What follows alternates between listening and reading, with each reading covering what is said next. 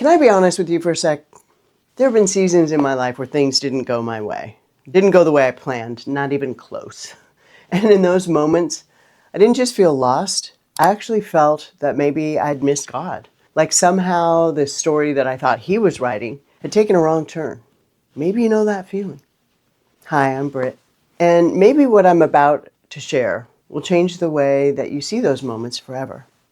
Welcome back, sisters. I am so glad you're here. You know, this channel is your space for real, honest conversations about faith and life. And today, we're going to go somewhere that I think a lot of us really need to go. We're talking about change.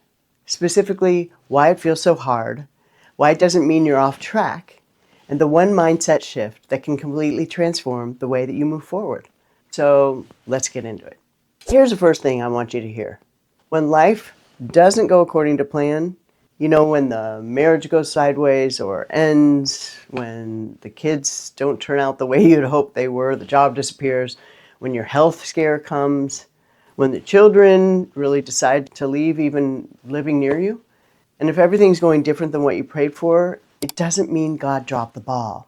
It doesn't mean that you failed. It does not mean that you missed his voice.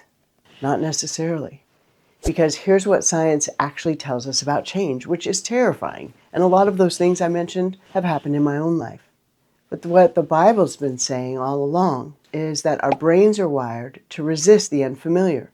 When our circumstances shift or our minds go into like protection mode or procrastination mode, or we start second guessing our decisions, we might think that's where we went wrong. But Proverbs 16 says a person plans their course, but the Lord determines their steps. That's not a warning, really. That's a promise. God's plan for you has always been bigger than your plan for your own self. The mind shift starts here. Stop asking, where did I go wrong? And start asking, where is God taking me next? Because those are two completely different journeys, completely different questions. One keeps you stuck in the past, the other moves you forward. So let's talk about something nobody likes to admit. When change hits, especially unexpected change, speaking for me, myself, and I, our minds can become our worst enemy. We replay past conversations. We rehearse worst case scenarios, right?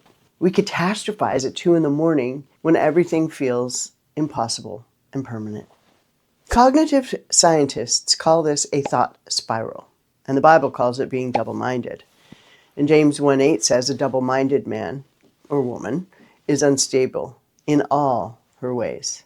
And sister, I've been that woman, and I bet you have too. So here's the practical reset. When you feel your mind starting to spiral, pause. Physically stop. Take a breath, a big breath, and ask yourself one question. Is this thought from God? Would he really speak to me that way? Or is this coming from fear? Because thoughts from God produce peace, even in an uncertain time. And Philippians 4:7 says, my peace surpasses all understanding. It doesn't need to make logical sense. It's something deep inside of you.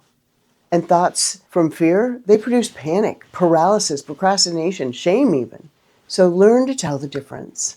And when fear is talking, you don't have to listen. I don't pick that up much myself anymore. So here's the mindset that changed everything for me. And I wish someone had said this to me many years ago. You don't need to have it all together. You just need to take the next step. And we spend so much energy waiting for clarity before we move. God, just tell me exactly, right? Waiting until the exact next step or how it's going to work out is firmly in our minds, or waiting until the fear goes away. Well, guess what? Don't wait till you're ready. That doesn't go away. You get to have courage and act in spite of the fear. Because that's not how faith works, right? Hebrews tells us Abraham obeyed and he went, even though he didn't know where he was going. God called him out. He moved first. Then clarity came along the journey. You know, I had one of my favorite bosses when I was working for CBS television used to say, well, Britt, one thing I love about you, at least you're moving. You're not a parked car. Do the next right thing. You don't need to wait for the entire sequence. You know, it's rare that we get the whole map at once, right? Often God will give us the next step. And our job simply is to take that next step. Sister, you can do it. I know you can. So whatever change that you're facing right now, and I guarantee you almost all of you are facing some sort of change, whatever season of reinvention is happening in your life or whatever uncertainty has come up, you don't need the full picture. You just need enough light for the next step. And Psalm 119, it promises that his word is exactly that, a lamp unto your feet, not a floodlight to the whole world. Just take the step you're standing on right now. Click below and join us in the Abundant Destiny School Academy. For a limited time, it's yours for $1. What a bargain. Join us. We'd love to see you in there. And I want you to know that most every setback in your story, every detour, every disappointment, every season that looked like failure, it was preparing you for something that you couldn't have handled without it.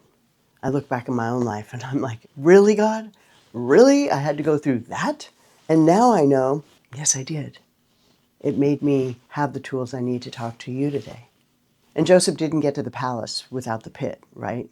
Ruth didn't find her redemption without her tragic loss. And Esther didn't save an entire nation without surviving exile. And the women in the Bible who God used most powerfully were not the ones who had it all together, who were perfect, right? They were the ones who kept going when everything looked like it was falling apart. And here's the science behind why that matters, actually. Research shows that people who navigate change and come out the other side don't just return to who they were. They become stronger, more resilient, wiser. And psychologists call it post-traumatic growth. I've had a lot of it. And the Bible calls it Romans 8. All things work together for the good of those who love God and are called according to his purpose.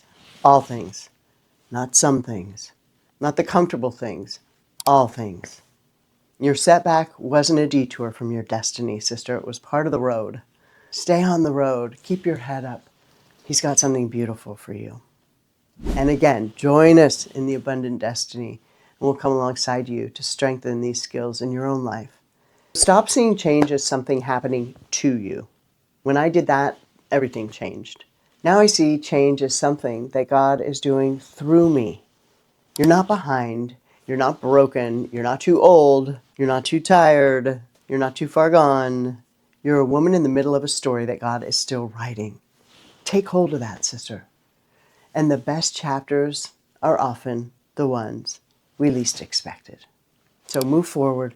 Take your next step. Trust the author, the beautiful author, our beautiful Jesus. He adores you. And if this is the kind of conversation is what you've been craving, real talk, again, join us in this beautiful space where we go even deeper with a community of amazing women just like you, the Abundant Destiny. Things I simply can't talk about here on YouTube that we go into in depth in our community. More personal, more real, more intimate. So click the link below, join us, and we're really excited to see you on the inside. And if this spoke to you today somehow, please share it with a woman in your life who might need to hear it. Give it a thumbs up, subscribe, join us so we can keep getting together for talks like these inside of YouTube. Change isn't the enemy, it's the invitation. We'll see you in the next one, and in the meantime, just remember, you are beloved.